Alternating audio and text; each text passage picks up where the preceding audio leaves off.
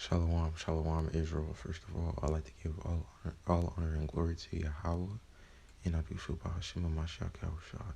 Second of all, I'd like to give double honor and glory to the elders who taught us this truth and paved the way for us to come to go in this truth. But today I'll be coming back, and also Slack for not making this video yesterday. But today I'll be coming back with a quick video on the righteous mark, because I'm pretty sure most, if not all of us, know about the mark of the beast. But less of us know about the righteous mark, the mark that the Most High gives to his elect. But let me get it. Look at Ezekiel 9 and verse 4 through 6. And the Lord said unto him, go through the midst, and if you read up earlier, it's just talking about an angel, I believe. And the Lord said unto him, go through the midst of the city, through the midst of Jerusalem, and set a mark upon the foreheads of men that sigh and cry for all the abominations that be done in the midst thereof. Like, obviously this can't be no physical man, like going to every single righteous Israelite that's sighing and bewailing, and like they have to set like a dot or something in their head. No, this is like talking about like basically like a hedge of protection. And they cry for all the abominations that be done in the midst thereof. Verse 5. And to the others he said in mine hearing, go ye after him through the city and smite. Let not your eye spare, neither have ye pity. Verse 6. Slay utterly old and young, both maid and little children and women, but come not near any upon whom is the mark, and being at my sanctuary, that they began at the ancient men which were before their houses. So like now you can read the rest of it, which I hope recommend brothers do, but like that little excerpt that I got was basically just going into how the Most High as an angel setting a righteous mark upon those who like actually care for Jerusalem and like righteousness' sake. And who are those people? Let me precept it.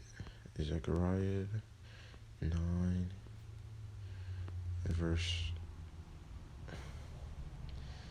13, I believe. It's like it. Zechariah 13 and 9. Tripping. Start at verse 8. Zechariah 13 and 8. And it shall come to pass that in all the land, which is referring to Babylon or the U.S., said the Lord, 2 parts therein shall be cut off and die, but the third shall be left therein. And I will bring the third part to the this is actually like, of course it's talking about the U.S., but like this is also talking about like in our prior captivities, like this is a continuing prophecy until the kingdom comes. Verse 9, and I will bring the third part through the fire, and refine them as silver is refined, and will try them as gold is tried, and they shall call on my name, and I will hear them, and I will say, it is my people, and they shall say, the Lord is my God. So Zechariah 13 and 8 and 9 is showing you the people who the Most High setting a righteous mark upon, which is the elect. But to prove that this is a reoccurring thing where the Most High saves 1/3, I believe it's in the book of Ezekiel. I believe Ezekiel 4.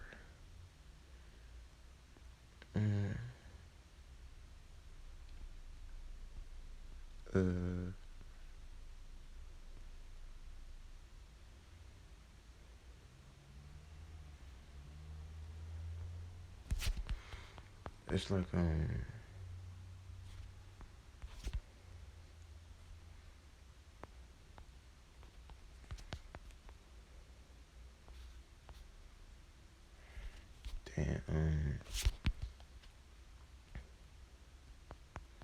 cut lock.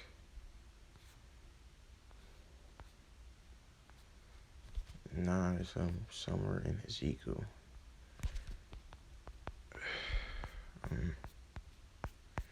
Yeah, let me get it.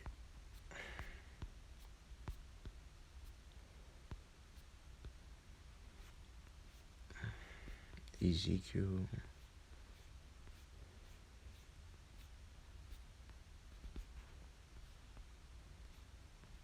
Um,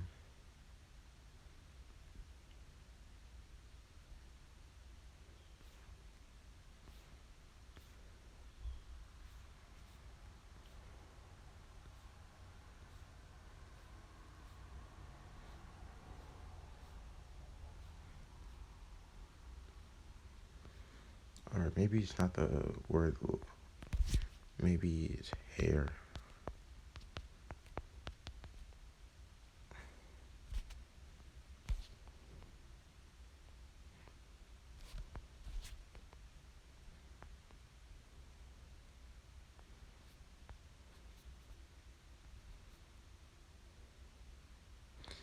Yeah, I believe Ezekiel 5. And thou, son of man, take thee a sharp knife, and take a barber's razor, and cause it to pass upon thine head, and upon thy beard. Then take the 3 balances to weight, and divide the hair.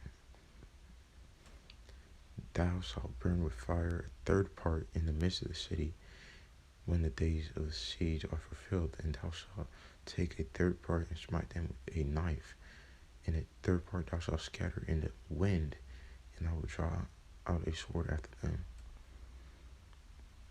Verse 3. Thou shalt take thereof a few in number, and bind them in thy skirts. Verse 4. Then take of them again, and cast them into the midst of fire, and burn them in the fire. For thereof shall a fire come forth into the house of Israel. Verse 5. Thus saith the Lord God, this is Jerusalem I have set in the midst of the nations and countries that are round about her. I'm trying to go to where he breaks it down. I believe it says so. Verse 12. A third part of thee shall die with the pestilence, and with famine shall they be consumed in the midst thereof, and a third part shall fall by the sword round about thee. And I will scatter a third part into the winds, and I will draw out a sword after them.